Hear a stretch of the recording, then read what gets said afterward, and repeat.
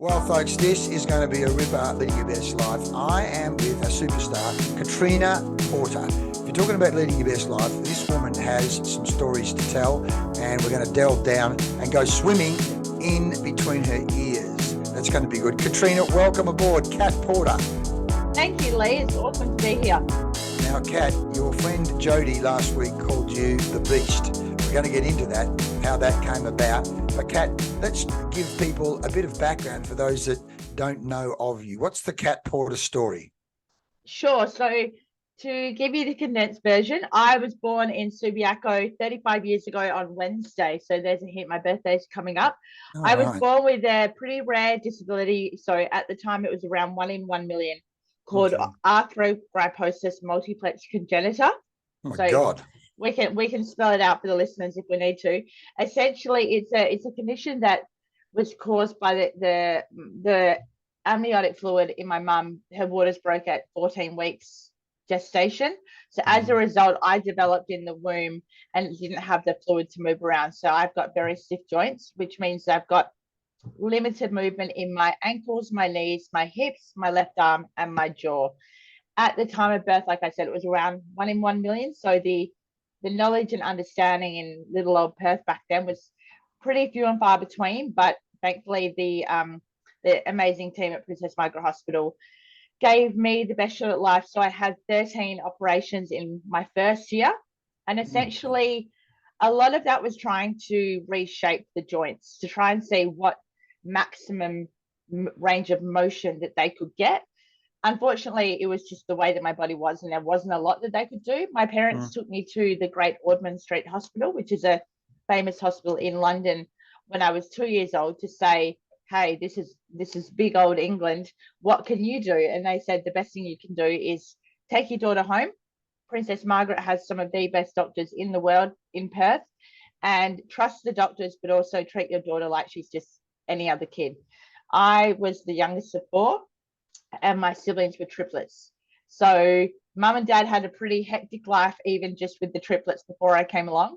And then when I came into the world, their world turned even more upside down, going in and out of hospital, in and out of physio appointments, in and out of the operating theatre.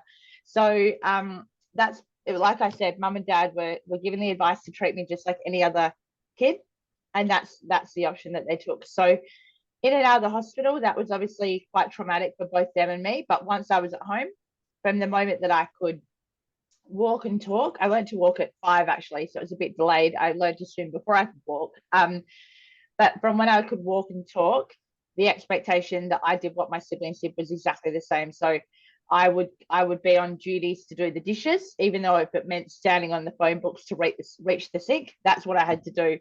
I would have to do the gardening with my siblings. We would have to clean the pool. I never got out of any of the chores easily. So even though I knew that I was different, it was pretty clear looking at me and the way that I moved around. I still use crutches to this day, but at that point I would use a frame to get around the house, a wheelchair, crutches. I had a little skateboard that I would use when I went to Good Old Forum and wheeled around Newmark, for those that can remember. So I would have all those enablers, I call them, at home, but the expectation that I was just like another Porter kid, I think really helped me adapt to mainstream life, essentially. Another massive part of my life and essential therapy was swimming. So alongside all the operations that I had, the doctors said the best thing that you can do for Katrina is hydrotherapy. As we know, in the water, you can move forwards, backwards, back flip, front flip, sideways, every direction.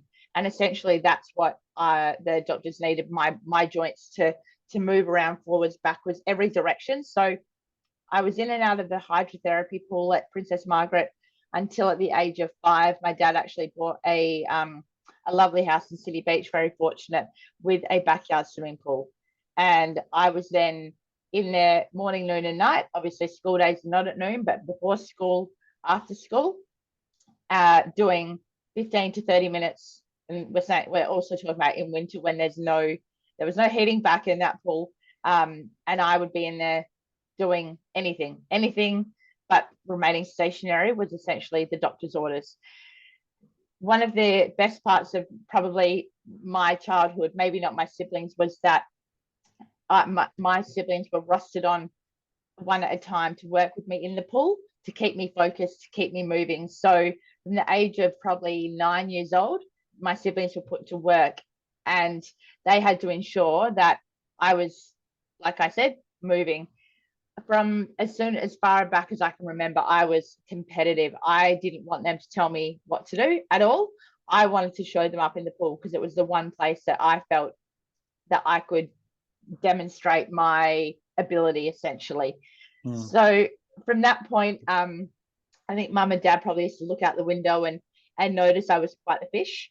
So they put me into a swimming club called the Super Fins, which were at what was Superdrome. And for me, that was a really influential time in my life. With regards to growing up through the hospital system at Princess Margaret, I was always surrounded by sickness and disability in a negative light. We were always there to try and get better. Whereas when I went to the Super Fins, we were all there just to swim. That was it.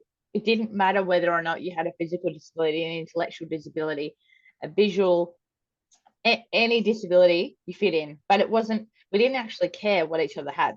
We just wanted to participate and compete and get tired and do PBs like every other kid, so that I could go to school on Monday and said I did this on the weekend. And that for me was really transformational in terms of learning what my own ability was, because I wasn't put into the, oh, you can't do that box. It was like, no, you're expected to do everything that you can do. And then just seeing other kids like me with a disability just being happy to be together. I was pretty good at swimming from then. So at a point that I was good enough, my parents moved me into a able-body swimming program. So by that, I mean, I trained alongside athletes with 2 arms and 2 legs that worked 100%. If not, they maybe had an injury, but essentially I've only got 1 limb that works 100%. So I was at a bit of a disadvantage. But similar to the attitude my parents had, the coaches had the same, in terms of I was there like every other athlete. The expectation was that I was there stretching, warming up, completing the main set, cooling down, go to school, get back here in the afternoon. And that led me to be the best athlete, because I was in an environment again where they didn't see my disability. They saw an ability to be an athlete, to be a good human, to be someone that strived to achieve. So that took me to represent Australia at 3 Paralympic Games in 2004, 2008, 2012, whereby I won gold in the Beijing Paralympic Games in the 100-meter backstroke, which was an absolute lifetime dream come true at the young age of 19.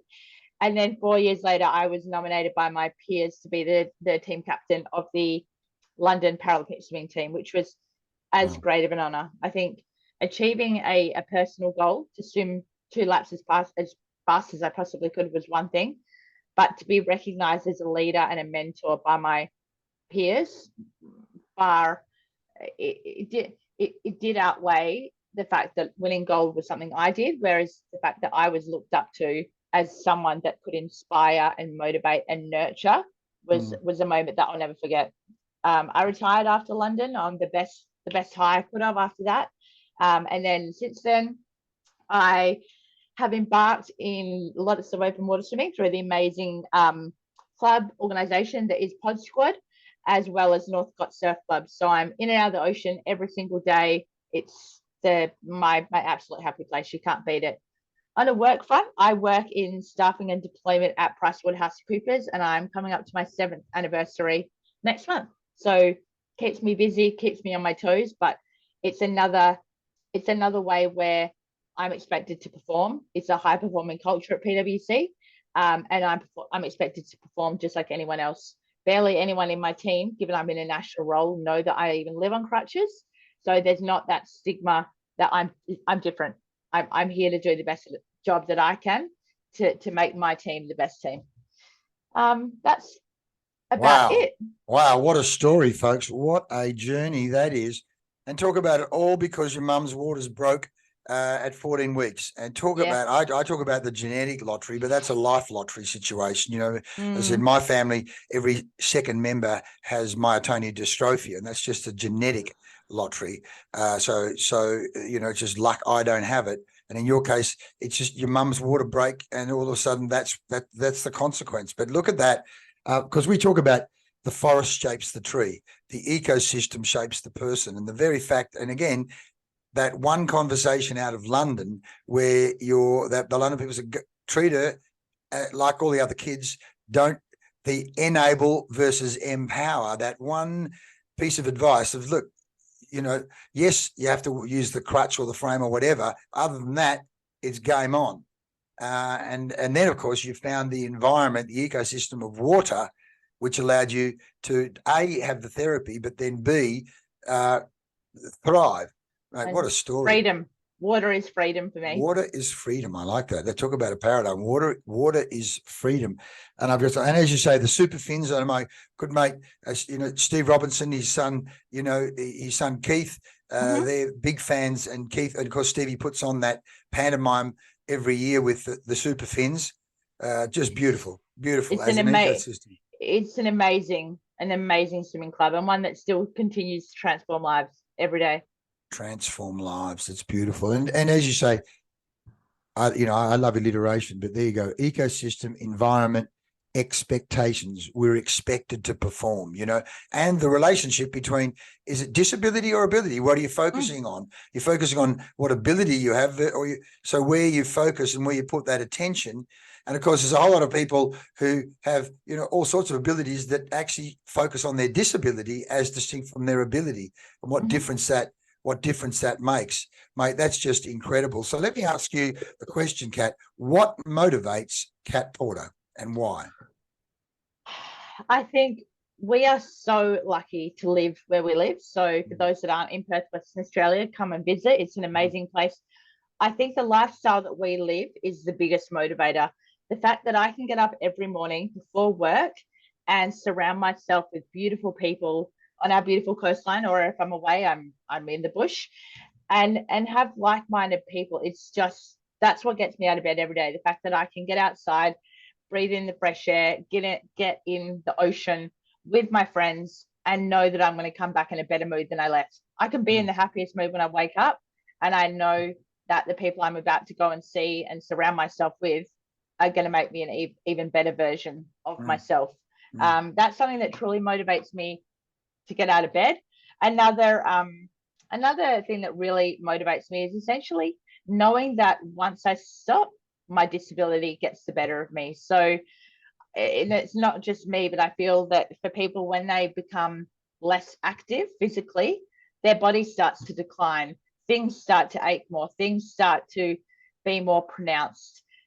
For me, it's even more on a gradual scale with regards to muscle loss. If I don't use my muscles in my legs, they go. I had an incident about 11 years ago where I had a fall. I actually broke my my hip.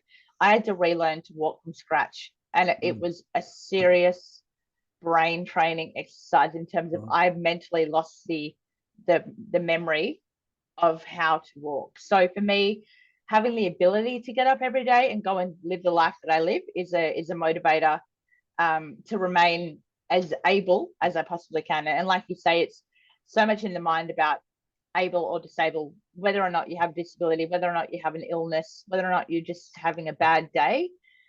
Focusing on what you do have around you and focusing on what you can use within your ecosystem to make you better should be enough of a motivator in itself. Absolutely. I think Richard Bach in the book, Jonathan Livingston Seagull, says, argue for your limitations and sure enough, they're yours. You know, you know, and so why would you argue for limitations? I mean, to actually talk yourself into a comfort zone or talk yourself into a story that's actually not going to help you. Now, tell me, why does Jody call you the Beast? Jody's called me the Beast for quite some time now. So I have always been innately stubborn. From the moment that I realized I was different, I wanted to demonstrate that I was the same. I wanted to prove, and at the beginning, I wanted to show my siblings who, as I mentioned before, they were triplets. So they were a tight little tripod. They did everything together. I wanted to demonstrate to them that I was just like them, a couple of years younger. So I had to adopt this, a sense, I guess, like a persona that I wasn't afraid of anything. And that's really carried me into life nowadays, where we're faced with obstacles every day. Me more so when it comes to land. So being on crutches, stairs can sometimes be a problem. And by sometimes, it's if I let them be. If I don't, I just get on with it. So when I'm faced with an obstacle, for example, Jodie and I go up to the Kimberley most years and do the Kimberley region, I should say, up in the far northwest of WA, and do the gorges. Crutches and gorges don't generally go well together, let alone legs that don't bend. So I had an example a couple of years ago. My dad is the most fierce, amazing man, but he obviously is my dad and he's protective. He doesn't want to see me get hurt. When he knew that I was going to do Emma Gorge, he said, "You won't be able to do that." And that lit a fire bigger than any wildfire you can imagine. As soon as someone says you can't do that, I think we're all the same. We go into this tunnel vision that I'm going to do it at all costs. So we went to Emma Gorge. We set about starting the hike at an inappropriate time of day, but without any, we kind of thought, let's go after lunch and just take our time. Obviously, it's the Kimberley region, heat of the day. The sun's going to start to set soon. You're in the middle of the wild, essentially. There's no electricity and street lights to guide you home. And I was so disappointed that we didn't make it to the end in that afternoon. Even though it was a group of us, about 7 of us, including some fellow Pod Squad members that we swim with, Cliff and Jenny Ford. We set about to do it, and every single person enjoyed the journey. I did not, because I didn't get to the destination. That was a real life lesson for me in terms of I as much as I have a beast mode inside me when I need to do something, I did that at the cost of not enjoying the process. So we went back, had dinner, and Jodie said, "What do we need to do to get there tomorrow morning?" And I said, "I just need more time." So we got up, we left before anyone else. And one of the things I've got to mention, on the day before when we didn't make it to the end, I was really frustrated at myself. And I said, "I am the problem. I'm the reason we didn't get there." Even though everyone had said, "We didn't expect to get there today. We're here to enjoy the sights and the gorges and the waterfalls and trying to stay away if there are any crocodiles." Whereas I took it as, no, like we just did not get to the end. I could not get it through my brain that everyone else was enjoying themselves. And that night, Jodie said, "What was it that really caused you to get so upset?" And I said, "Because I need to prove that I am the same." And she said, "But you're not." And that lit a fire again. And then she said, "But I'm not the same as you. There are things that you can do that I can't do. None of us are the same. But I've always had this inherent beast mode to prove that I can do anything that you can do." So the next day we set off for Emma Gorge, and Jodie and I left about an hour before the main group, because I said, if I'm not under pressure and I know I'm not having to take responsibility for everyone else's journey and just my own, we'll get there. And I said, the one rule, like I have a bit of a history of setting very high expectations for myself, but also I set these rules, which are silly. And in hindsight, I know they're silly, but in the heat of the moment, I set rules. I think a lot of type A personalities, we do this. We just are so inherently stubborn.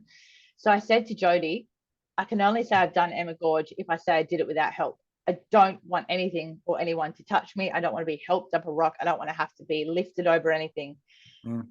And Jodie is very much a team oriented with her military background. And she said, "You're only as fast as the slowest person. Let's do this together." Whereas myself, coming from a individual sport background, but also having to be stubborn to get through pain, to get through the therapy sessions when everyone else is having a great time at afternoon sports, etc., I had to have that inherent, I need to do this. So we got to the end of Emma Gorge. I can successfully say I had zero help. And that for me was probably when I went, okay, I do have this beast mode persona, because I just put on my blinkers, shut everything out to get to the end and demonstrate that I could do it. And I remember calling my dad. The first thing I wanted to do when we got phone reception was call my dad and say, I did it.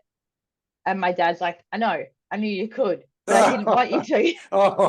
And I said, well, then don't say you can't do it, because that's one thing I'm gonna absolutely let me go hell for leather, basically. So I think, yeah, the beast is certainly inside me, and it comes out when I'm faced with an obstacle. I've got to find a way over it, under it, around it, through it, however way I need to get there.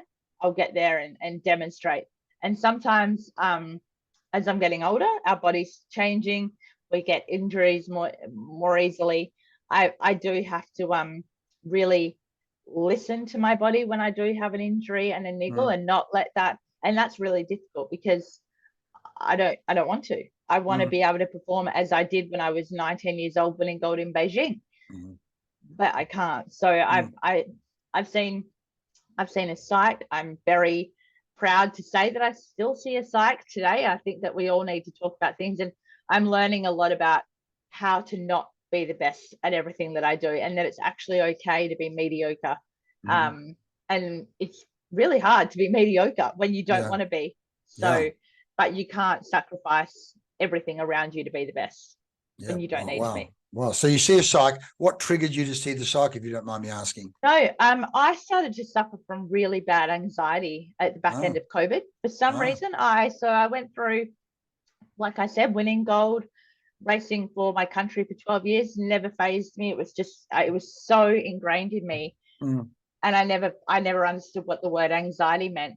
And then off the back of COVID, I think I'm an absolute, I love to consume and learn, and media is just, I love to watch the news. I read the newspaper. I read the news all day. I watched the news at nighttime, and I got so consumed by what was happening that when we were able to go out, all these triggers about what could happen, what was going to happen, really started to get me.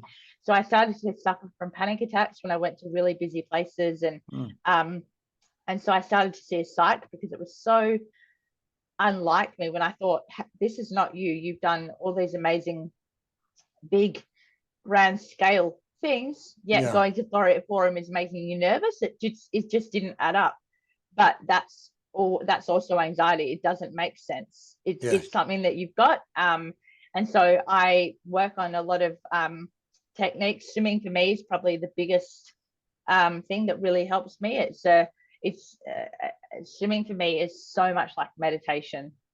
I get the added bonus of the exercise to go with it, but it helps me to sort out all my problems. I'm completely distracted with regards to, I can't access technology. Like I said, I can't watch the news. It's me and my thoughts, and I think it's the healthiest thing to be, is to actually be within your own thoughts without the distraction of just reaching for the phone and distracting yourself. So swimming has really helped that journey. Brilliant. Of course, as everything goes on around being in the moment, focusing on breath, focusing on stroke, all of those things help.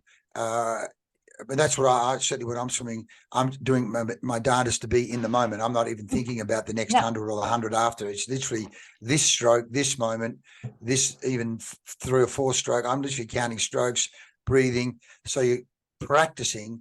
And again, when we do these things, you're building neural pathways to actually stay in the moment, not let the mind race too far ahead. Because in many ways, anxiety is letting your mind race too far ahead and catastrophize about what might happen. Is that person over there, have they got COVID? Are they going to give it to me? What if I had COVID? Blah, blah, blah, blah, blah. And we call it the monkey mind. The Buddhists call it the monkey mind. It just races, running around like a crazy set of monkeys. So have you... as you say, swimming is one of the ways that you master it. But do you feel you've mastered that? Are you doing any meditation or anything, or you think the swimming is your meditation? Swimming is a really big part of it, but I also do meditation. I do a lot of breath work at home or before I start work on the bus in the mornings. I really, like you said, try and avoid the monkey mind of getting consumed with what's on my agenda for that day. What worries have I got to figure out, whether it's work, family, relationships, anything. So I do a lot of breath work just to bring myself back to what is actually going on. And Jodie's actually been absolutely influential in that journey as my GP. She's really helped me to kind of adopt some exercises that when I do start to feel my brain going into that monkey mode, that I can adopt. So one of the activities that I do quite often is 5 and 5, which is in that moment when I start to feel my brain racing, try and identify and think about the details of 5 things that are around me. So for example, right now I've got a clock. So I would describe the clock is brown. It's a rich brown. It's got a beautiful, so really getting into the details of exactly to channel my mind away from going down the pathway that you don't want to go down. So I do lots of exercises, which has been really helpful. And I think also talking about it is one of the best things that you can do, because no one's alone in this. That's one thing that I've always been passionate about. And I think having a disability, I've always been a physical disability. I've always been an open book with regards to trying to lead a normal life and not saying, oh, I'm perfect. And I think talking about mental health is another way that can really open the doors. And even for people who maybe are nervous to talk about it, by demonstrating the openness of myself, it can help others to go home and maybe think about how they can be helping themselves to manage their own anxiety. Brilliant, because of course, we set up Blokes Talk Beachside for blokes to literally talk about it, only because Jane Wishaw, the journo, provoked us to do that, and of course, because of my master's thesis talking about the relationship between family, work, and leisure, and so many guys, their world is just work, and then when they don't have work, their whole sense of identity, I call it oxygen, falls away, and then they're in big trouble. So that because I felt comfortable being a bloke, having gone through that kind of stuff myself, talking about it, I certainly didn't feel that comfortable to jump into mental health with women. But plus, we also know blokes clam up when there's whether it's the DNA or the bloody alpha male or whatever the bullshit is. As soon as women are in the room, they go, I want to try and act tough and alpha male.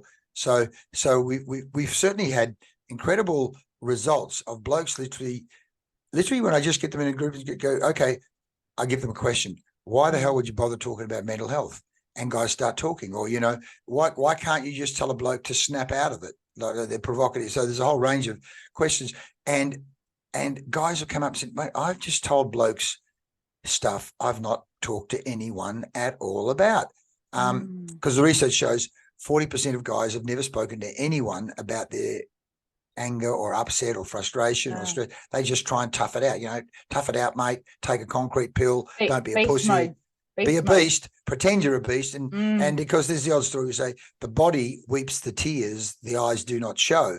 So one way or another, the guy's either medicating himself with alcohol, getting pissed each night, or saying he's just having a couple of beers, and all of a sudden we find, I never forget, one of my friends, a female friend, rang and said, is it normal to have 6 cans of beer a night? I said, what? And her partner says, no, everybody has 6 cans of beer a night. And of course, I said, well, no, it doesn't, because so there's all sorts of bullshit stories. Band-aid. Guys tell themselves. Exactly. So we've been getting very good results there, which makes me think maybe we, I know you guys in the very early days, what about the women? Maybe we look at taking the processes that we're using in Blokes Talk, and if you guys want to do something in terms of the female side, maybe we should do that, because your own experience, just to literally create a forum. And that would be, in my head, I imagine that's going to be a completely different talking forum. And I think we'd need 24 hours because, women can talk once they start. And I 100% agree. I think there is such an appetite for it. And one of the wonderful things that Pod Squad has created, there is a really open dialogue within the females. I'm sure if the men heard the conversations that we have in the change rooms, they would be like, what? Do you talk about that in the change rooms? Like, it's a very open, unique group of people. But I think that's because swimming and not necessarily just swimming, but when you're in your bathers at the ocean, you're pretty vulnerable. So I think that you open yourself up to have that conversation, or to be present when a conversation is happening, and maybe take that home and resonate over it. And then the next time you might come back. So I think there's definitely an appetite, because I know for the number of women and girls that we've swum with at Pod Squad and then gone up for coffee, mm, quite often at the end of that coffee, someone does stick around just to talk about, mm, actually, I am having this problem. And I mentioned, mm, and I remember you mentioned XYZ. So, mm, yeah. mm.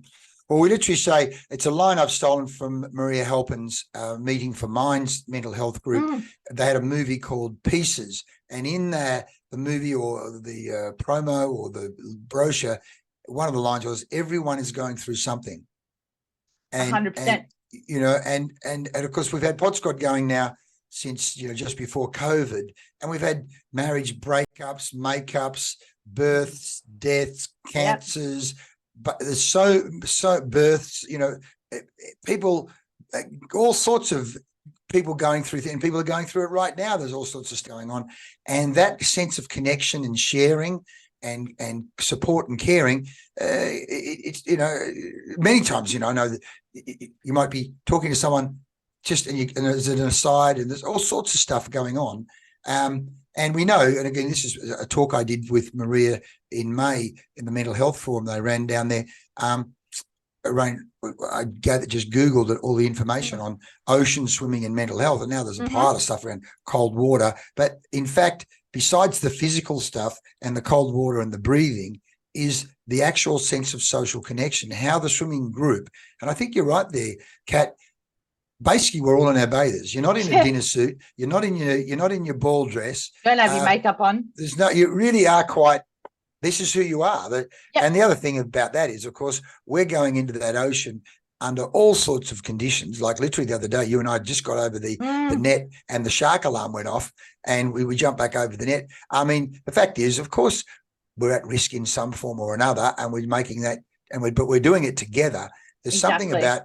We are going out of our comfort zones together every day. Some days, you just go, what the hell did many times, you'd have it as well. People go, you guys went out in that. Go, we went out together. So we were mad enough to do it together. And that somehow that bonds us in a very incredible way, doesn't it? It does. It's like we've all got each other's backs in the water and then out of the water. And I know so many friendship groups have absolutely spun off. And there's so many groups that do various things. So we had a social get together for a number of us that have got birthdays this week at the hotel. And these are people that I met just a couple of years ago, and some a couple of weeks ago. There's always new members coming along because they hear about the amazing ecosystem. And like you said, there's so many major life milestones that people are going through. Whether or not they're open to talking about it, it doesn't matter. It's about coming along, being vulnerable in the water. And just showing up and being a part of it. And I know so many people that I've met. Like I said, I'm local around Cot, and people come up to me and go, "What's this Pod Squad group? I see you guys with your white caps." And one of them, Ian, he works for BHP in the same building as myself. I met him last year when he just had a big bike accident, had a big moon boot on his leg. And my first question was, "So can you swim?" Because in my head, you're not going to be on the bike for a little while. He now comes to Pod Squad. At first, he was petrified because he's not a natural swimmer. Now he loves it. And we've had so many lovely chats just simply from meeting him on John Street when I took my dog for a walk. So amazing. It opens so many doors. Oh, well, it's like, Jane saw Carlene swimming in the net a year or so ago, whenever it was, and said, "You must come to Pod Squad."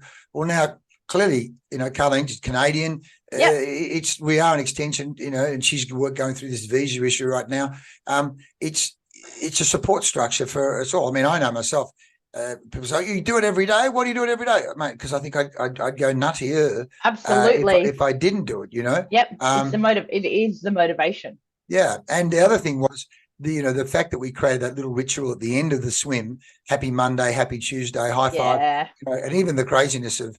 When I go, some days I'll do high five to 7 and then people, and then sometimes high five to 10. Oh, 10. It's not like I can do 3 more. It's like, it's just absolute silliness. But somewhere in there, that triggered me where one day I was training down at water polo, and Pippa Pedley, who swims with us, is in the Australian squad for the women.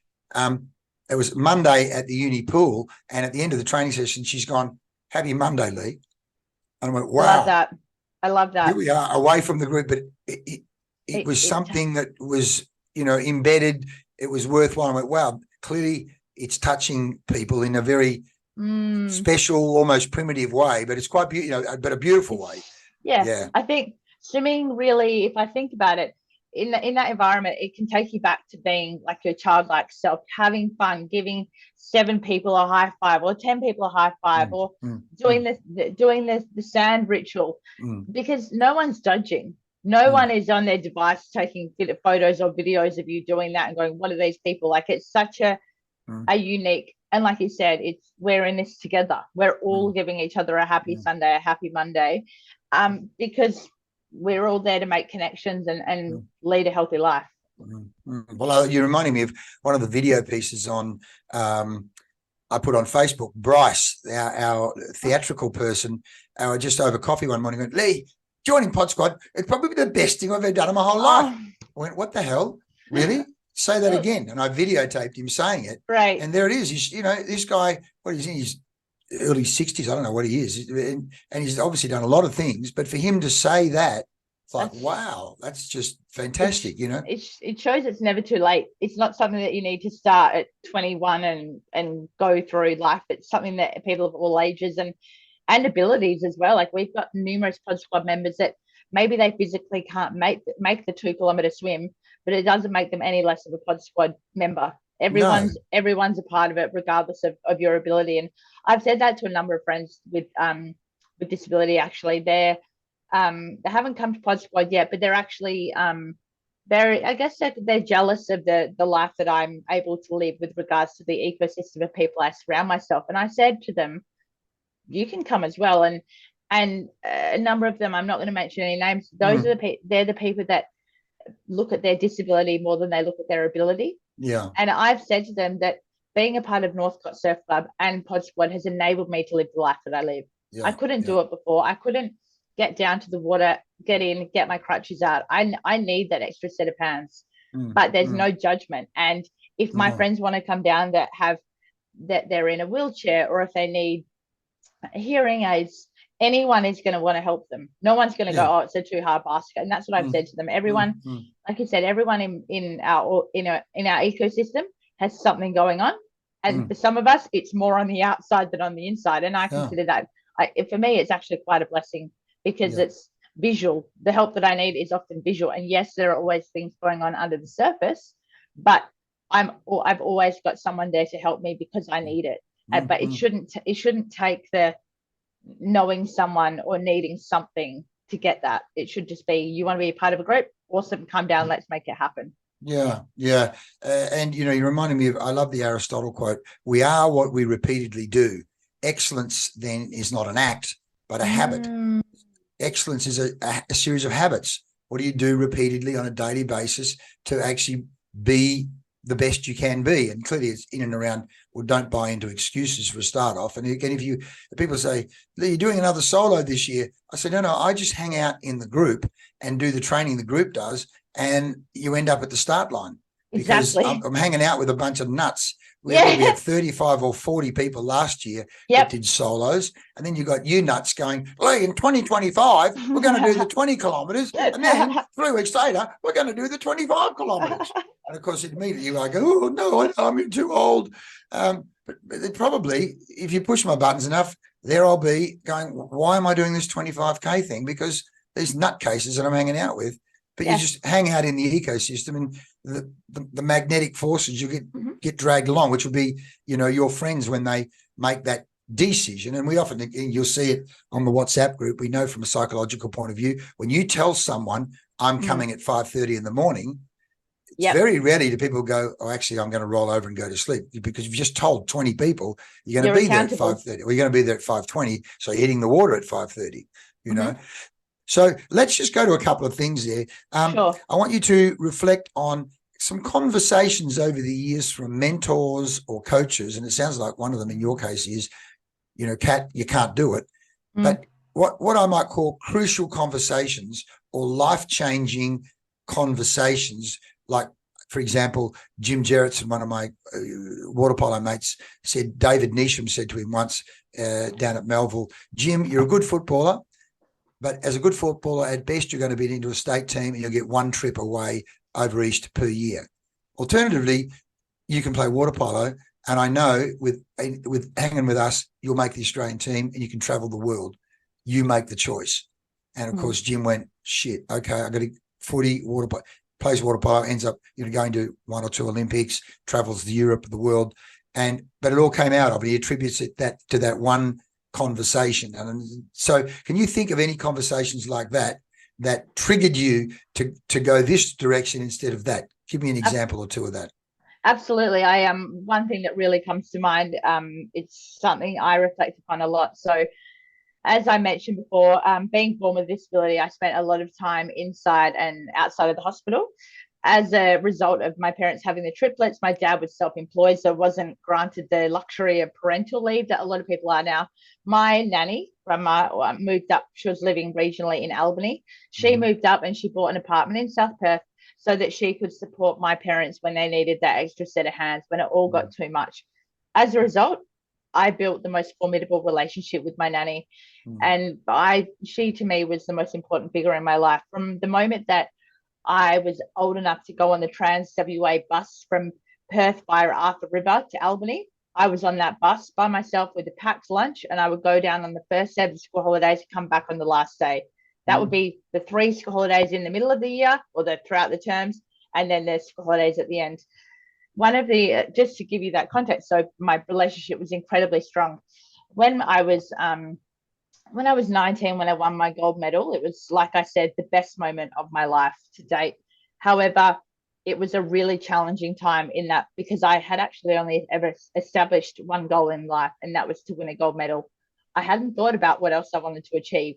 So I was extremely lost after I won, because here I was at 19 years of age with a gold medal around my neck, with an Order of Australia, but no way forward from, well, what do I want to do next? I never set a goal of winning 10. I set a goal of winning 1. I've done that. I don't know what to do.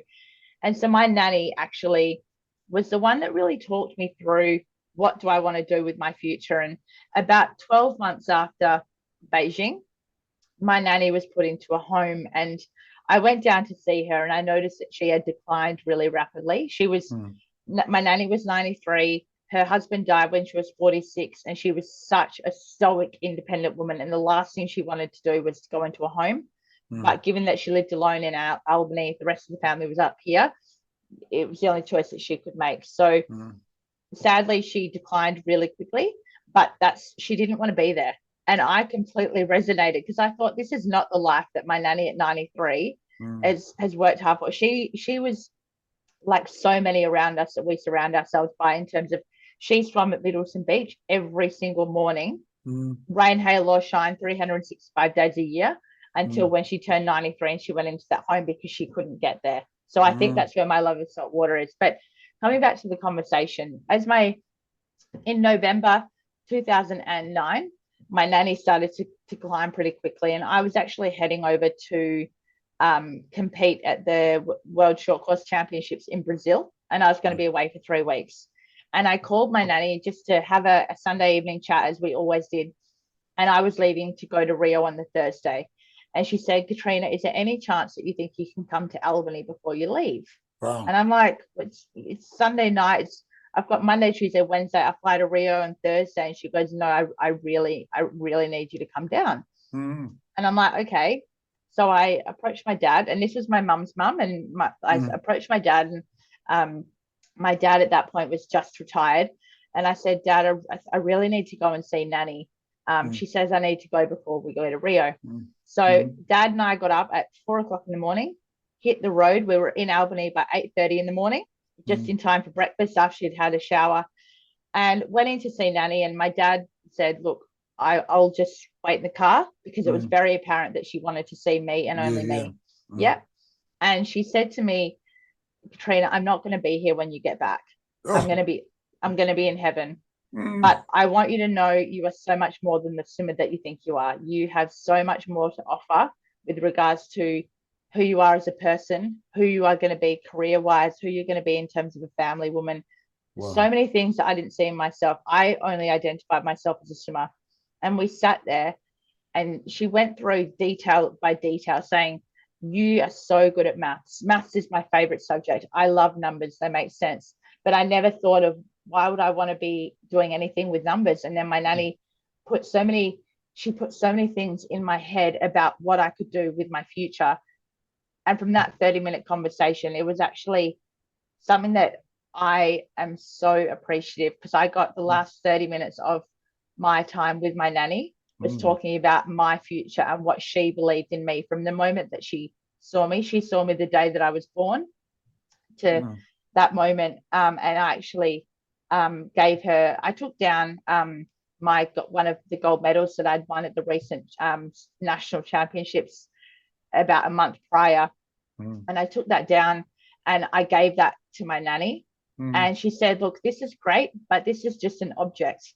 You are so much more than just an object. And and from that moment forward, I came back to Perth that day because, as you know, I had training at 5 o'clock that afternoon. So I had to be back in time to go to training, had 2 days to prepare, and then I flew to Rio. And one thing that my nanny said at the end of the conversation, she said, one thing I want you to do for me is when you get to Rio, please go to Christ the Redeemer statue, because that will be the closest that you can get to me in heaven. My nanny was really religious. So I went to Rio. She actually passed away the day that I arrived. Oh boy. And it was a really surreal experience with regards to losing someone you love so much after such a profound conversation. I was so at peace with the fact that she had gone, because I got to have this conversation which completely transformed my life and what I wanted to do with it. But I knew, so my nanny's father, so my great grandfather, passed away in Gallipoli. So my nanny never met her father. She was desperate to meet her dad. Yeah. So so for me, I rejoiced that my nanny is in heaven meeting her dad. And then the day I went to Christ Redeemer statue, I broke down. That was when I went, right, I've done this. Now I need to go home and do what my nanny wanted me to do. So I have a ritual every year now. So I still carry so much of what she said to me in my everyday life. I know she's proud of me in the person that I am as a swimmer, but I know that she'd be so much more proud of what I've done within my career, within my friendships, within my community, within my ecosystem, being an all-round good person. And I had this ritual I was just about to say. I go down to Albany every year to where my nanny is buried, and I actually, whatever medal I've won that year, so I make sure I compete in a race or an event, whatever medal I win, I take that down and I dig a hole and I bury it with my nanny. Goodness. Yeah. So there's 14 down there now, because she's just been gone 14 years. So there's if someone took a metal detector, there's 14 medals, and I go down there and I tell nanny about what I've been up to, but that I'm still participating. And it's something that whenever I'm challenged with overcoming something, so my nanny, like I said, she never met her dad. Her husband passed away when she was a single mum of 4 kids in England, had no family support, but still had the ability to tell me how to live my best life. And so much of that I've carried through. And I think that really, that was a really instrumental piece. When I said I was nominated team captain for London, that conversation with my nanny was the most transformational conversation with regards to, right, I need to be a well-rounded person. I don't just need to be a swimmer that can swim fast from one end of a pool to another. I need to be the best person behind the blocks, on the blocks, at the end of the race, in the warm down pool, and when I leave the pool. So that's something that I really hold like significantly close to me. Wow, what a story, man! Oh man, that's absolutely beautiful. And of course, we see that how people can choose when it's time to go. You know, it's very interesting how that happens. And man, thank goodness you went down there and had that. You certainly didn't go can't do. You said can do, and Dad was there to get you down there. Yeah, it was really lucky, really lucky. And often when I don't want to do things, I sort of channel nanny, and sometimes I go, right, I don't. Nanny wasn't a person that says you need to do everything. But she's a person that's like, but if you can, you should. So that for me boy. carries a lot of weight. Well, the fact is, Middleton Beach is such a fantastic, I would say almost sacred place. You know, it's just such a beautiful. I mean, many times my mate Paul and I have swum even in the winter or the spring or the late Easter, and you know it's cold, but no one else is in the water.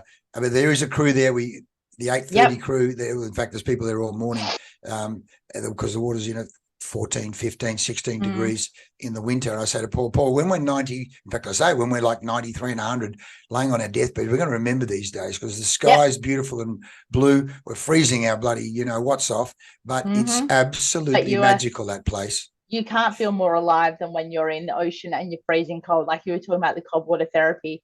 You can be 93, 103 with all the aches and pains, but you're going to feel the same cold water that a fit 18, 19-year-old AFL footballer is going to feel. And I feel like it's such an equalizer.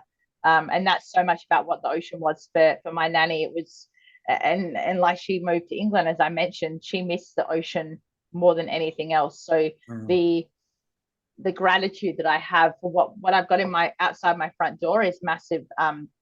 Speaking of Middleton Beach, as you go up the boardwalk that takes you into town, we got a plaque on one of the boards so that my nanny, so that her name was Patricia Davies, and we've got a plaque made for her to state that she's looking out over her beloved Middleton Beach, which that's where her spirit is. Oh, mate, it's just a beautiful story, mate. Boy, oh boy. And over the years, obviously Nanny was an important mentor. What other mentors have you had? People that you'd say, boy, this person helped shape me, because obviously your parents and so on. But when I say who are some of your mentors, give me some stories there in regard to mentors. Sure. Yeah, so probably one of my first and most influential mentors was Phil Jost. So Phil was actually the head coach of the Superfin Swimming Club that I talked about earlier. He opened my eyes, like I said, to the positives of having a disability and not letting it define me as who I was at a really life-shaping age of sort of 8, 9, 10, 11 years of you're forming your identity. They're really pivotal years in who you want to be, who you are in the playground at school. Are you a nice kid? Are you the bully? And Phil Joyce really opened my eyes into who was I away from having a disability. Who was I when I was in the water? When I said that place of freedom, who exactly was Katrina Porter at a young age? So he was really influential to the point that when I got when they said, oh, you should move to West Coast Swimming Club, which is where I went to, I didn't want to, because it meant leaving Phil, the person that believed in me as me, not Katrina with a disability. Secondly, Priya Cooper. So Priya Cooper is one of Western Australia's most successful, if not the most successful Paralympic athletes. So she was in my classification and went to Barcelona, Atlanta, and Sydney. And some of my fondest memories was I was in hospital undergoing a massive operation during the Atlanta Paralympic Games. There was hardly any coverage because that's back then the media didn't show the Paralympic Games. The world was different back then.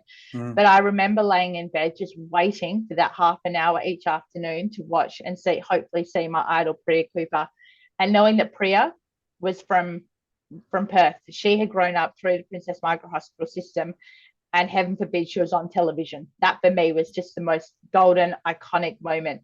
I was really fortunate that I met her not long after she returned from Sydney, when I was just sort of a little, I think I was 11 or 12, and I was just eager to meet and hold a gold medal. And throughout my swimming journey, she was one that really would help me about managing my nerves, managing expectation, managing disappointment, which I think is something really hard for elite athletes to do, and how to navigate your way through the middle of a meet, whether it's a bad time or, in your example, Leigh, having a bad game. How do you get back to your best? So she really helped me navigate through that, and then also life after sport. And then professionally, I've got some colleagues at work. Rikav Shah, he's a partner with PwC over in Sydney, and he's just been the most I guess the best way to explain it is Pricewaterhouse has a hierarchical culture. There are the partners to associates. On a piece of paper, it is a hierarchy. He's a partner. I'm pretty far down the chain. And he's just the most empowering person with regards to the expectations of a partner. In my mind, is they know everything. he is the first person to call me and go, I have no idea what to do. So he created a safe space by him saying, I don't know what to do, and asking for my advice. And it gave me this sense that we don't need to have labels. We don't need to have titles. We're all in the same boat when it comes to professions or whatever it is that our careers or our lives are defined by. We all have different expectations. We've all got different experiences. So he is one that whenever he's in Sydney, as I mentioned. So I caught up with him a couple of weeks ago. I went to Hawaii on a holiday, and I said, I need to see him for dinner. So I had a night in Sydney. We went out for dinner.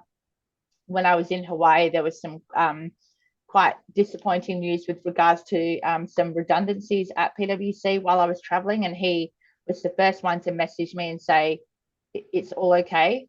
You're safe. Have the best holiday. He didn't need to give me any more than that. He didn't need to sugarcoat it. He said, I know you've seen the news. So for me, he's a real mentor with regards to just authenticity and owning what you know and what you don't know, and showing up when you don't know things. Mate, that in itself, we talk about level 5 leadership in Good to Great, that sense of humility, of ability to say, I don't know. What's your advice? Versus I'm a partner, or I'm a senior manager. I've got to know everything. I've got to pretend I got my act together. Versus, we know everyone's going through something, and there's a whole lot of stuff you don't know. And we know level 5 leaders are willing to be vulnerable and willing to be humble like that, versus ego-driven that try and pretend they know everything. And of course, invariably, you never get a high-performing team in that situation. Mate, that's beautiful. One of the questions I like asking people, Kat, is what books are you reading? Because we say leaders are readers. People looking to be their best are invariably readers, or listening to podcasts, or, listening to Audible. So what are some of the books or sources of reading and information you're doing right now? Sure. I've got 3 books on my bedside table. One of them is Forgotten Warriors. It's a book about women that served in the military in the early part of history. So quite often, and I haven't grown up in the military world, but being friends with Jodie, I've learned a lot. Yes. And within my own bias, I know a lot of my own imagination of World War I, World War II, prior wars. I see a lot of just men in my own mind. And I never thought about, well, hang on a second, there were women on the front lines. So one of the Pod Squad members, Jamie Edelman, his wife actually wrote this book, and I went to the launch of it at UWA. So I love to support locals. So I'm reading that book at the moment. Another book I'm reading is Lessons in Chemistry. No, it's not a science book. It's a rom-com. It brings me back to just being a 34-year-old female living in Perth and trying to normalize life. So that's pretty interesting. And then my other book is another book called Runt, which is written by a West Australian author, I believe. And it's actually about a story of a rescue dog. So I haven't talked about Tommy at all, but I've got a rescue dog myself. And understanding Tommy's journey to get to me is something that just fascinates me. Understanding what his life was like before I got gifted with this beautiful dog that's changed my life has been something that I wish that I could trace back. So through reading this book of Run, it's following the story of a rescue dog from a really similar location to where my dog Tommy's from. So for me, it just kind of gives me the butterflies in my tummy about what I've done for my dog. So I like to read that kind of book. So. Right. And seeing Tommy this morning on that electric scooter thing you had coming down the beach, he's just sitting there, as you say, loving being on that scooter. He thinks he's on a bloody on a Rolls Royce. I know he does. He the other day I came home and I was out, and usually Tommy's there to greet me at the door like most dogs are. Yeah, you're home. And there was no one to greet me. And I'm like, oh, hang on, where? And I'm looking around. I don't have a big place, but I'm looking around. I can't find the dog. And then I go and look in my spare room. Tommy is sleeping with his toy on my scooter. He loves a scooter that much. He steps up onto the platform, which isn't cushioned, but he gets up there with his little, I bought him a little Timon toy from the Lion King, and he carries that around in his mouth as his little toy. And there he is, and he's like, what? I'm just on the scooter. Like he just, I think as we spoke about, it's so much about independence. And for us, for us together, Tommy and I, we do everything together. He's my best friend. So to have him and like most dogs, they love the wind running through their hair, and quite often I catch Tommy just loving the feel of the wind. So yeah, it's one of the coolest devices I've ever got, and I've made a lot of new friends because of it. A lot of people stop me and go, "What is that? And how did you get your dog to love that?" And I said, "I didn't. He loves it without me doing anything." Yeah, mate, that's a beautiful story. One thing I want to ask before we wrap up, because time's ticking away now. Jody told the story of you in that race, one of those races where you of course you can't push off the wall, so you're behind everybody, and I think it was at the 25 meters to go in the 100 where you took off. I want to get inside your head in that moment. What was going through your head that drove you to do what you did?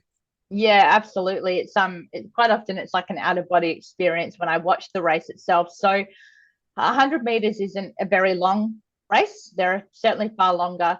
And I am what I like to call probably the world's worst sprinter. So putting me in a 100-meter race and expecting me to win, it's a pretty long shot for me to get to the front by the time the race is finished.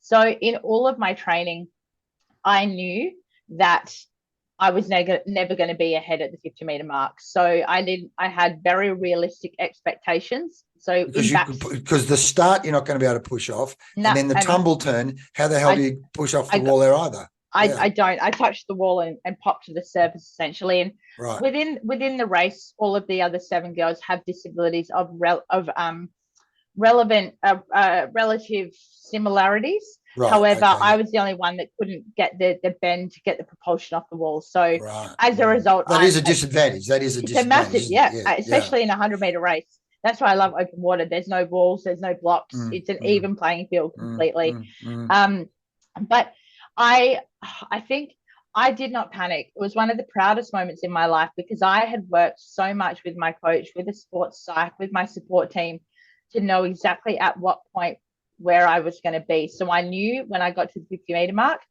within backstroke, you're not looking at each other, but you can tell where each other's splashes are. If I'm seeing no splash, there is a problem. So I knew that there were splashes either way ahead of me. And I was like, nope, this is normal. This is exactly what you expected. I think if there were splashes behind me, I would have think I don't know what I would have done. So I did my tumble turn, and as expected, I dropped back to 7th. At that, I didn't know what I was coming. 7 out of 8. Yep. Yep. So obviously I was going into the final ranked first in the world. Turning at 7th is not a good sign. So I feel sorry for my parents more than anything because they were the ones in the crowd having to watch this. Yeah. Whereas I had done, as every elite athlete does, elite or not, we put a lot of effort in. So I knew my back end of the race was my absolute, where I come home like a freight train. So I knew with about 25 meters to go, the splashes that were way back here were starting to come within my parallel, within my what I call parallel vision, I guess. And then with about 15 meters to go, you've got the line across the pool that they drop if there is a false start so that you can stop. And I remember as I got to that, I'm thinking, there's no more splashes in front of me. There's nothing else. And I think probably the key to the success was that I stayed in my own lane mentally. I didn't let the outside splashes or outside factors that the others were in front of me get the better of me. I stuck to exactly the plan that I had written out meter by meter, stroke by stroke from the get-go of that race. I knew the only way that I was going to win was to focus on what was on that side and that side of the lane and what was inside it. Nothing about what was outside of my lane was within my control. So within about 15 meters to go, I was like, hang on a second, there are no more splashes unless there's a miracle in lane 8 and someone's gone and touched the wall. I think I've got this. And then with about 5 meters to go, I was like, no, I do. I have this. So I got to really, I still gave it 110% into the wall, but it was a really nice feeling not having to go down to the wire. So I won by about a second, 1.2 seconds in the end, which over 100 meters is quite substantial. Sure. But it was lovely to kind of get that first moment touching the wall going, oh my God, my life has just changed forever. It gives me tingles. So yeah, I think, like I said, for my parents watching, there was a lot more panic in them watching than there was for myself, because control is probably the biggest takeaway for me. I had to maintain control of me and not let the external factors of what was happening in those other two lanes, what those girls, if they were swimming out of their skin, there's nothing I can do to stop that. I had known, and one little mantra, about a year before the my race. Actually, it was on my race was on the 10th of September 2008. On the 10th of September 2007, I said to myself, by this time in 1 year, you're going to be behind the blocks, knowing that you've not missed a single meter of a single training session. So for 365 days, I said to myself, unless you have a medical certificate from a doctor, not just a little cough, you need to have seen a doctor, be ruled out. You are doing every single meter. And I was training alongside Eamon Sullivan, who was the fastest man in the world at that point in time. So we were training to achieve the same goal. And my expectations was I had to do exactly what he was doing. And I did. And so I stood behind the blocks. And before I left the Paralympic Village, before my 100 back that day, I actually got a marker pen and I wrote on my hand, there is nothing else you could have done. So that no matter what the result was, there wasn't a thing. If it didn't go my way, even though I have self-belief, if it didn't, there was not one thing that I said, oh, I should have done that differently, because I couldn't have done it. I couldn't have done it any differently. No, super. So now, in terms of so you won the gold medal, and did Jody tell me you'd broken your own world record in that race as well? So did you set the world record in the heat or the semis or something? I did it in the heat that morning, and then I did a huge PB in the morning. Very relaxed swim. I wanted a center lane for the final. Did not mean to break the world record, but I think when you swim relaxed, you actually swim your best. Crazy. And so I didn't have the pressure, and I just swam controlled and within my own capacity, broke the world record. And then again in the final, I broke it by another 0.14 of a second. Fantastic. We talk about being in that peak performance zone. Clearly, so you're relaxed. Many times when we do that exercise, getting people to recall the best game or the best race they ever did, that it's a very relaxed. Sharon talked about this. It really is zen. It really is in that zen. The zen zone. Yep. Beautiful. The beast in the zen zone. I like it. That's my new mantra. There's a t-shirt. We keep thinking of these t-shirts. Keep that group together. Yeah, all those t-shirts. I was going to wear my Swim for Empowerment t-shirt today, and I thought, no, I'll keep that for the photos at the beach. Okay. Well, there's more coming. There's going to be Swim for Empowerment caps this year as well. Oh, fantastic. No, don't worry. The merch keeps coming, mate. I just love that merch. If I could wear merch everywhere, I would. I would throw away all my fashion accessories and wear merch. That's my favorite type. Yeah. I'm such a big advocate for events and local community, that I'm like, if I could wear the Rottnest Channel Swim, Port to Pub, Swim for Empowerment, the Anaconda race, I would wear them every day if I could. If it was appropriate to wear to work, I would. Yeah. Beautiful. Mate, as we move towards the close, is there any point you'd like to make or any question I haven't asked you that you want to make sure we cover? So you got the last one, what is you finish? You go, God, I wish I had said this. Is there anything that's running through your mind? There's nothing I haven't mentioned, but I think I just really like to highlight the point of focusing on ability over disability. And that's not just aiming at people with a disability. Everyone has niggles. Everyone has at 5 o'clock in the morning, you always seem to find a reason why you can't get out of bed that day, because you've got a late work meeting, you've got Jimmy's school concert that night at school. Focus on yourself for that little point in time and what you're able to do. And maybe you can't fit in a swim at the beach, but maybe you can go outside and look at the roses for 5 minutes and just spend that moment looking at you. So I think taking away the focusing on what you're able to do in all facets of life is probably one of the strongest and most powerful things that I do in my daily life. And if I can get other people to adopt that, I think that can help everyone mentally and physically. Mate, absolutely fantastic. As you say, I love what your coach has said, the positives of having a disability. I mean, to talk about reframing, and we talk about ecosystem and environment and expectations and just so many great stories. And to Nanny, that 30 minutes, that 30-minute conversation being so transformational. Kat, you are the beast in a very, very positive way. Folks, this has been a Leading Your Best Life podcast that you're going to want to listen to again and again. Kat, thank you so much, Dale. And I'll see you down the beach tomorrow. Morning. at 5:30. You sure will. Thanks for Okay, having mate. me on, Love Leigh. you. Thank you very much. Much Bye. appreciated. Bye. See ya. Thanks. Bye.